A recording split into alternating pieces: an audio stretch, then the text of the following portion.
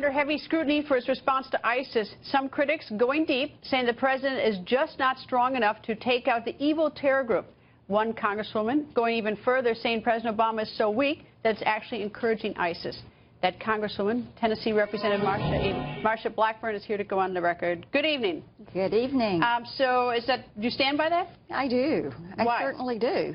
Because when there is a void of leadership, somebody is going to fill it. And that always happens, Greta. And what we see now is we have a leader who has become the fearful leader. And people know that he's timid. And the way he's addressing ISIS is timid, and the American people want bold, decisive leadership. They want somebody to say, look, we're building a coalition.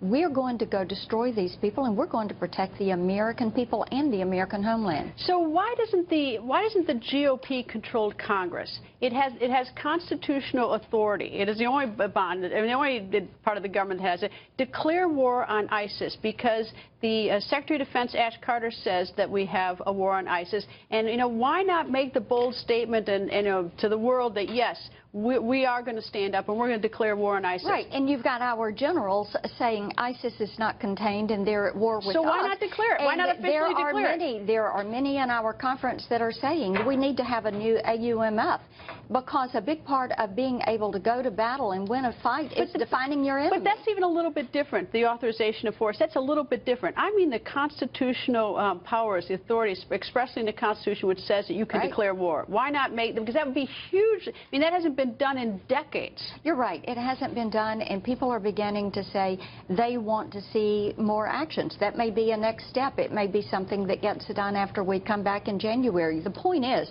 people want us to destroy them, not contain them, not just slow them down, but to destroy this and get rid of these terrorist groups that are causing disruption all around the globe. On November 12th, President Obama was interviewed, and he said ISIS is contained.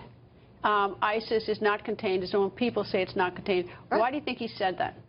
Hopeful wishing.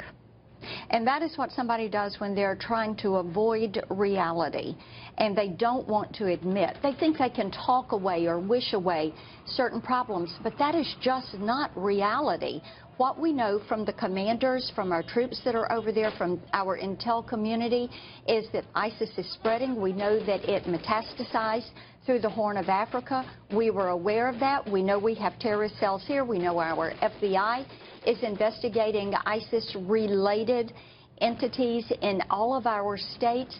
Everybody knows that it is spread. Radical Islamic extremism is spreading. All right. The Secretary of Defense says that ISIS is not contained. Joint Chiefs of Staff says ISIS is not contained. Everybody else says ISIS is not contained. The President, I don't know what he's saying now about it. I mean, I guess the other night he conceded that it's not contained.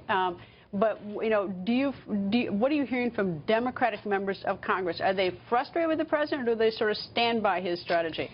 Most Democrats are quite frustrated because they are hearing from their constituents. People want to see a coalition pulled together.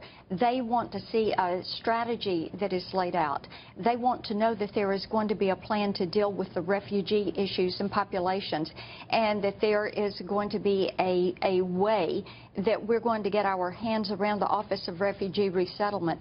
Those are items where there is a great push for certainty. I think it's the reason that national security has become the #1 issue in the presidential election. Well, I hope if the GOP thinks we're at war with ISIS, I hope the GOP, since they control the Capitol Hill, is that they read the Constitution. If they think we're at war with ISIS, declare it, do it, and make that statement. Yes, and go get them, defeat them. Indeed. Congresswoman, nice to see you. Good to see you.